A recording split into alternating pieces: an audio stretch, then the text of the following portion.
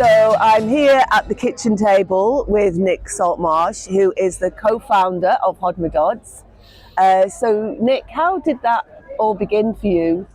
Well, thanks for having me in your kitchen, Kay. It's great to talk. We started Hodmedod, myself and two colleagues, back in 2012, and the business actually grew out of a project we did with a community group in Norwich, looking at how a city like Norwich might feed itself in a local, sustainable and resilient way.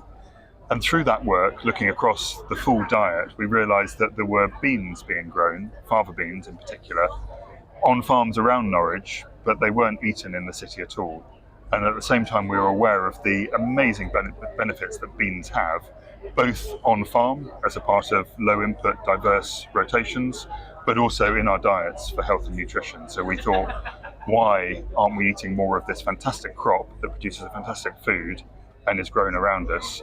And we started Hodmedod to get those beans back into British kitchens. So what were those beans being used for at the time? They've been grown in Britain for thousands of years. They were among the first crops to be brought to Britain by the earliest British farmers back in the Iron Age. And they previously, in the past, centuries ago, they would have been a significant part of our diet as a year-round source of protein. They're dry beans, so they're harvested dry, stored through the year. You can eat them year-round, and they're very high in protein, so you get that protein you need all the way through the year. They fell out of favour when we started to eat more meat and dairy, and we didn't need to rely on beans for protein. And more recently, they've been used mainly for animal feed. They're nutritious for us, but they're also nutritious for animals. And there is also an export market, particularly to countries like Egypt, where the beans are still eaten on a daily basis. So the best British beans would tend to be exported, and the less good quality ones used for animal feed. Wow, so that's really interesting that they were actually exported to Egypt, which is, Yes. you would imagine the production costs there would be cheaper. So Egypt produces a lot of beans, but they also eat a lot of beans. Yeah. And they just can't produce as many as they need. Right. I mean, the beans are eaten pretty much on a daily basis in Egypt. Yeah. The national Egyptian dish is full madam, and that will often be eaten for breakfast as a sort of hearty bean stew. Full, yes, exactly. Yes, yes. And the nature of beans, they provide very sort of slow release energy. So if you have full madam for breakfast, it sees you through the day, and that's what a lot of Egyptians and other people in different parts of the Middle East will eat a lot of. It's just in this country that we've turned away from the beans.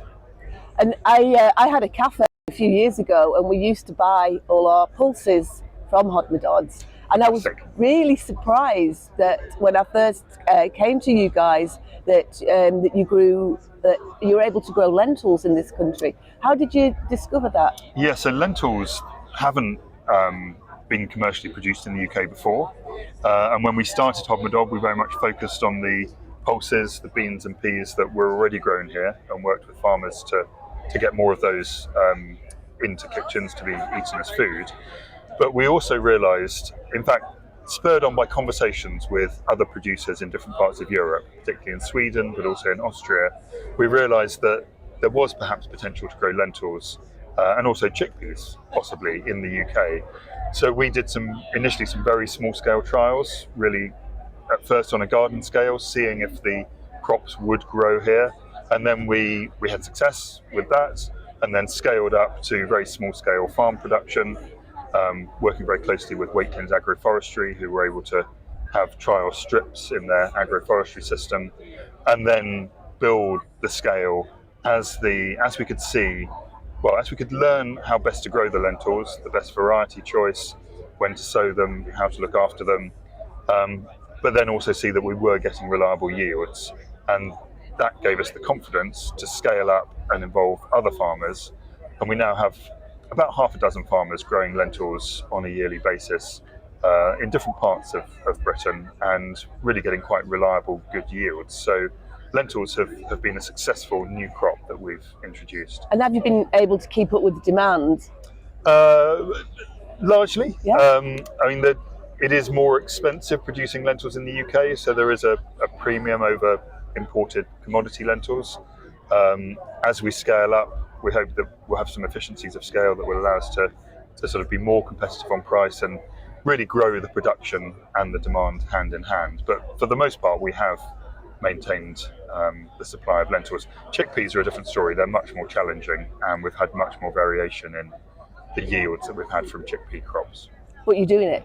We're doing it, but not consistently. We haven't Right. actually got any chickpeas being grown this year, which is a shame because as a hot, dry spring and looking like a reasonable summer, it probably would have been a really good year for chickpeas.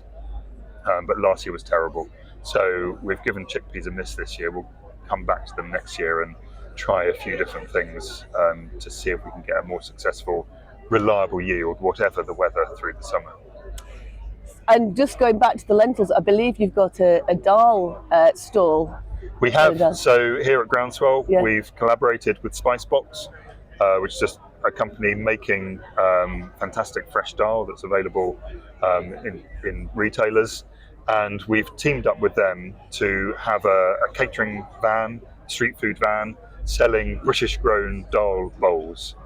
So we're using British-grown organic Carlin peas and British-grown split yellow peas, and producing a couple of dals. We're using naked oats from Scotland rather than rice.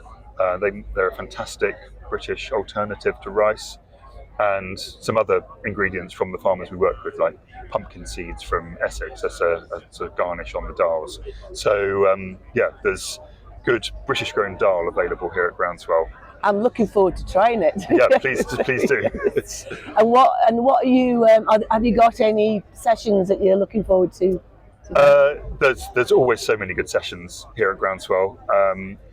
I'm probably mainly going to be in front of our dal stall talking to people about what we do. My colleague Desire is talking in a few sessions, particularly looking at regenerative supply chains, but also opportunities to get more pulses into production. So yeah, there's always lots going on here and too much to choose from almost. Thank you very much. You're very welcome. That's great. Really good to talk.